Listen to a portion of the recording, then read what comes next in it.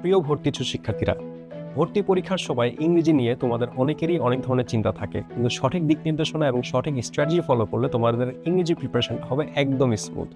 তাই আজকের স্ট্র্যাটেজি ক্লাসে আমরা দেখব ভর্তি পরীক্ষায় কি কি কৌশল অবলম্বন করলে তোমরা ভালো করতে পারো, এবং ইংরেজির বিভিন্ন টপিকগুলো আমরা দেখব যেগুলো অ্যাডমিশন পরীক্ষায় প্রায়ই চলে আসে। তাহলে চলো শুরু করা যাক। এখানে আমরা দেখব steps to score maximum marks in admission. তার মানে কোন কোন স্টেপসগুলো ফলো করলে তোমার অ্যাডমিশন জার্নিটা হবে বেস্ট। প্রথমে তোমাদের যেটা করতে হবে সেটা হচ্ছে কোয়েশ্চেন ব্যাংক অ্যানালিসিস। গত 5 বছরের প্রশ্ন তোমাদেরকে পড়তে হবে এবং ব্যাখ্যা সহ উত্তর জানতে হবে।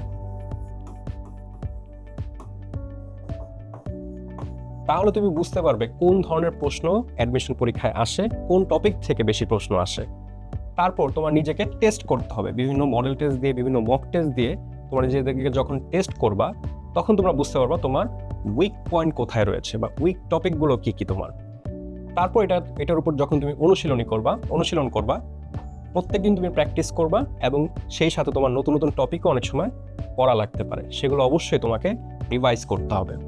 এই 5টি স্টেপ যখন তুমি সম্পূর্ণরূপে ফলো করতে পারবা, তোমার অ্যাডমিশন জার্নিটা হবে তখন অনেক স্মুথ এবং তোমার ভর্তি পরীক্ষায় জেতার সম্ভাবনাটাও হবে অনেক বেশি। এখানে আমরা দেখব অ্যাডমিশন টেস্টে ইংরেজি বিষয়ের উপর কোন ধরনের প্রশ্নগুলো সবচেয়ে বেশি আসে হচ্ছে ফিল ইন দ্য গ্যাপস। এরপরে আসে আইডেন্টিফাইং দ্য কারেক্ট সেন্টেন্স। এখানে 4টা অপশন দেওয়া থাকে এবং তোমাকে এখানে বিভিন্ন ধরনের গ্রামারের রুল অ্যাপ্লাই করে বুঝতে হয় যে আসলে কোন সেন্টেন্সটি কারেক্ট। এরপর আসে হচ্ছে আইডেন্টিফাইং পার্টস অফ স্পিচ, যেখানে তোমার পার্টস অফ স্পিচের ক্লাসিফিকেশনগুলো খুব ভালো করে জানা থাকতে হবে। এরপর আসে আইডেন্টিফাইং কারেক্ট স্পেলিং, এবং লাস্ট পার্ট আসে হচ্ছে মেমোরাইজিং পার্ট, যেখানে তোমার ভোকাবুলারির নলেজটা অনেক বেশি অ্যাপ্লিকেবল হয়। এই ধরনের প্রশ্নগুলো কোন কোন টপিক থেকে সবচেয়ে বেশি আসে চলো দেখে নিই। লাস্ট 5 ইয়ার্সে কোয়েশ্চেন অ্যানালিসিস করে আমরা এই টপিকগুলো তোমাদের জন্য শর্টলিস্ট করে নিয়ে এসেছি। এই টপিকগুলো পড়লেই তোমাদের এখান থেকে কমন পাওয়ার সম্ভাবনা অনেক বেশি। যেমন পার্টস অফ স্পিচের যে ক্লাসিফিকেশনগুলি রয়েছে, পার্টস অফ স্পিচের নিজের ক্লাসিফিকেশনগুলো এবং নাউন, প্রোনাউন, এই জিনিসগুলোর ক্লাসিফিকেশন তোমাদের অবশ্যই এক্সাম্পল সহ জানতে হবে। তাহলে এখান থেকে তোমার 1 অথবা 2 নম্বর কিন্তু কনফার্ম। এরপর টপিকটি হচ্ছে সাবজেক্ট ভার্ব এগ্রিমেন্ট। ইংলিশ গ্রামারের খুবই গুরুত্বপূর্ণ একটা টপিক এবং অবশ্যই এই সম্পর্কে তোমার ধারণা থাকতে হবে। তাছাড়া article, conditional sentence, sentence transformation, যেমন সিম্পল, কমপ্লেক্স, কম্পাউন্ড, এই জিনিসগুলো একটার থেকে আরেকটা রূপান্তর অবশ্যই জানতে হবে। এর পাশাপাশি ভয়েস, যা খুবই গুরুত্বপূর্ণ একটি টপিক, সেই সাথে ন্যারেশন। এখান থেকে কিন্তু আমরা গত কয়েক বছরে অনেক বেশি প্রশ্ন আসতে দেখেছি। বিশেষ করে মেডিকেলে ভয়েস এবং ন্যারেশন থেকে কিন্তু অনেক প্রশ্ন আসে। সেই সাথে টেন্স তো তোমাকে অবশ্যই জানতে হবে। যদি তোমরা টেন্স ছোটবেলায় পড়ে থাকো, আরেকবার একটু রিভাইজ দিয়ে নিবে রুলসগুলো, যেন তোমার টেন্সে একদমই তোমার কোনো উইক পয়েন্ট না থাকে। সেই সাথে মোডাল ভার্বস। এরপর আসি মেমোরাইজিং পার্টগুলোতে। এর মধ্যে রয়েছে স্পেলিং, সিনোনিম, অ্যান্টোনিম এবং ভোকাবুলারি। ভোকাবুলারিতে যার দক্ষতা যত বেশি, ভর্তি পরীক্ষায় তার ভালো করার সম্ভাবনা কিন্তু তত বেশি। তাই আজকেই ভোকাবুলারি পড়তে বসে যাও। এরপর আমরা আরও কিছু টপিক দেখব। মেমোরাইজিং পার্টের আরেকটি টপিক হচ্ছে phrase and idioms. Phrase and idioms খুবই মুখস্থ ভিত্তিক একটি টপিক। এটা অবশ্যই তোমাকে ভালো করে পড়তে হবে এবং মনোযোগ দিয়ে পড়তে হবে। এবং ফ্রেজ অ্যান্ড ইডিয়মসের যদি সঠিক উত্তর জানা না থাকে তাহলে ভুলে উত্তর করতে যেও না, কারণ ক্যাটস অ্যান্ড ডগসের সাথে বৃষ্টির সম্পর্ক আমার আজও জানা নেই। এরপরে আসে হচ্ছে অ্যাপ্রোপ্রিয়েট প্রিপোজিশন, খুবই গুরুত্বপূর্ণ একটি টপিক। অবশ্যই ভালো করে পড়বে এবং মুখস্থ করে নেবে। তারপর আসে হচ্ছে analogy, translation, sentence structure, figure of speech. Figure of স্পিচের মধ্যে রয়েছে মেটাফোর, সিমিলি। গত বছর ঢাকা ইউনিভার্সিটির খয়রিতে কিন্তু এই ধরনের প্রশ্ন চলে এসেছে। তাহলে চলো এখন আমরা কিছু এক্সাম্পল দেখে নিই গত বছরের প্রশ্নগুলো থেকে এই টপিকগুলোর উপরে। এতক্ষণ আমরা যে টপিকগুলো দেখলাম সেই টপিকগুলো থেকে কি কি ধরনের প্রশ্ন আসে সেটা আমরা এখন এক্সাম্পল সহ দেখব। যেমন গত বছরই ঢাকা ইউনিভার্সিটির বিউনিটে একটি প্রশ্ন এসেছে, যেখানে বলা হচ্ছে many people dash fake news on social media which dash by checking carefully the source of information. এখানে আমরা দেখতে পাচ্ছি সাবজেক্টটি রয়েছে প্লুরাল, অর্থাৎ আমার ভার্বটিও প্লুরাল হবে। এটা একটি সাবজেক্ট ভার্ব এগ্রিমেন্টের প্রশ্ন প্রথম দিকে, কিন্তু আমরা যদি সেকেন্ড পার্টটা খেয়াল করি সেখানে আমরা একটি প্যাসিভ মোড লক্ষ্য করতে পারছি। তার মানে ভয়েসের ইনভলভমেন্টও এখানে রয়েছে। ভর্তি পরীক্ষায় কিন্তু প্রায়শই তোমরা দেখবে এরকম দুটি টপিক মিলিয়ে প্রশ্ন আসে, একটি modal verbs plus be plus V3 অথবা পাস্ট পার্টিসিপল আমরা এখানে যুক্ত করতে পারি। তো এই স্ট্রাকচার ফলো করলে আমরা দেখতে পাচ্ছি অপশন সিতে এখানে মোডাল ভার্ব রয়েছে, বি রয়েছে এবং V3 রয়েছে, সেই সাথে প্রথম অংশেও আমার প্লুরাল ভার্বটি রয়েছে। তার মানে আমার সঠিক উত্তর হচ্ছে সি, এবং খুব সুন্দরভাবে এখানে ব্যাখ্যা দিয়ে দেওয়া হয়েছে। চাইলে তোমরা স্ক্রিনশট নিয়ে রাখতে পারো। চলো এবার আমরা দ্বিতীয় প্রশ্নে চলে যাই। দ্বিতীয় প্রশ্নটি রয়েছে টেন্স থেকে। এটিও ঢাকা ইউনিভার্সিটির খ ইউনিটের গত বছর এসেছে। এখানে বলা হচ্ছে I dash to call the customer service of my bank all morning but I can't get through. মানে খুব ফ্রাস্ট্রেশনের একটা কথা বলা হচ্ছে যে সারা সকাল ধরে আমি ফোন দিচ্ছি কিন্তু আমি কাস্টমার সার্ভিসকে পাচ্ছি না। এখানে আমাদেরকে দেখতে হবে অল মর্নিং, এটা আমাদের একটা রেফারেন্স পয়েন্ট। এটা দেখে আমরা বুঝতে পারছি যে এটা একটা প্রেজেন্ট পারফেক্ট কন্টিনিউয়াস টেন্সের দিকে লক্ষ্য করছে। আমরা জানি প্রেজেন্ট পারফেক্ট কন্টিনিউয়াস টেন্সের স্ট্রাকচার হচ্ছে সাবজেক্ট প্লাস হ্যাভ অথবা has plus been plus V plus ING, ভার্বের সাথে আইএনজি যোগ হবে এবং প্লাস বাকি অংশটুকু। তো এখানে আমাদের সাবজেক্ট রয়েছে আই, আইয়ের সাথে আমরা জানি হ্যাভ বসে, এখানে বাকি অপশনগুলোতে কিন্তু হ্যাভ নেই, এবং সেই সাথে বিন রয়েছে এবং ভার্বের সাথে আইএনজি রয়েছে। অর্থাৎ সঠিক উত্তর হচ্ছে আমাদের এখানে ডি, হ্যাভ বিন ট্রাইং। এবং এখানে খুব সুন্দর করে ব্যাখ্যা দেওয়া হয়েছে যে আলোচ্য বাক্যে all morning point of time থাকায় প্রেজেন্ট পারফেক্ট কন্টিনিউয়াস টেন্স হবে। And present perfect continuous tense কখন হয়? কোনো কাজ অতীতে শুরু হয়েছে এখনও চলছে, এই ক্ষেত্রে এই টেন্সটি ব্যবহার করা হয়।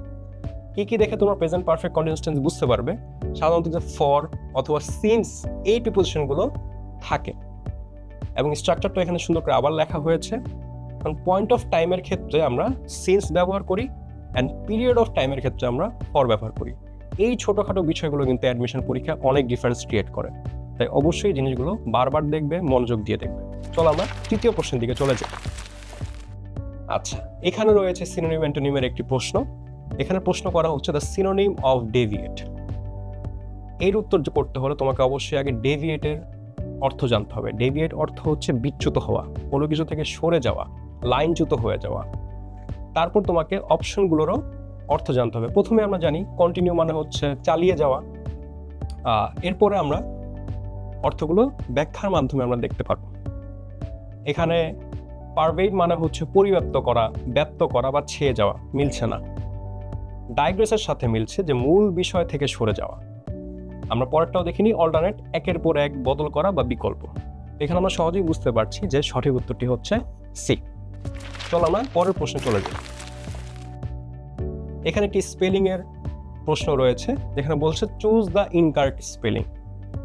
অনেক ছাত্রই খুব রাশ করে, কারণ পরীক্ষার হলে সময় থাকে খুবই অল্প এবং অনেকেই প্যানিক করে, অনেকেই রাশ করে এখানে সঠিক উত্তর খুঁজতে যাবে, মানে সঠিক স্পেলিংটি খুঁজতে যাবে, কিন্তু খেয়াল করো এখানে বলেছে ইনকারেক্ট স্পেলিং। তার মানে এখানে একটা ইনকারেক্ট, বাকি তিনটা কিন্তু কারেক্ট। অবশ্যই তোমাদের স্পেলিংগুলো ভালো করে মনোযোগ দিয়ে পড়তে হবে। এখানে আমরা দেখতে পাচ্ছি অ্যাপ্রিহেনশন, এক্সপ্লেনেশন, ট্র্যাঙ্কুইলিটি, ডুপ্লিসিটি। এটা যদি আমরা উত্তরে যাই, উত্তরে আমরা দেখতে পাচ্ছি যে এক্সপ্লেনেশন এইটি হচ্ছে ভুল স্পেলিং, এটা সঠিক স্পেলিং হচ্ছে এক্সপ্লেনেশন, মানে এই ছোট্ট আইটি হবে না। তার মানে বাকি তিনটি হচ্ছে রাইট অ্যান্সার, মানে রাইট স্পেলিং, এবং এটা ভুল হওয়ার কারণে এটা হচ্ছে রাইট অ্যান্সার এখানে। তাই প্রশ্ন খুবই সুন্দরভাবে পড়বে, মনোযোগ দিয়ে পড়বে, তাড়াহুড়া করবে না, স্ট্র্যাটেজি মেনটেন করে পড়বে। এখানে আরও কিছু বানান দেওয়া আছে, চাইলে তোমরা দেখে নিতে পারো। চলো আমরা পরের প্রশ্ন চলে যাই।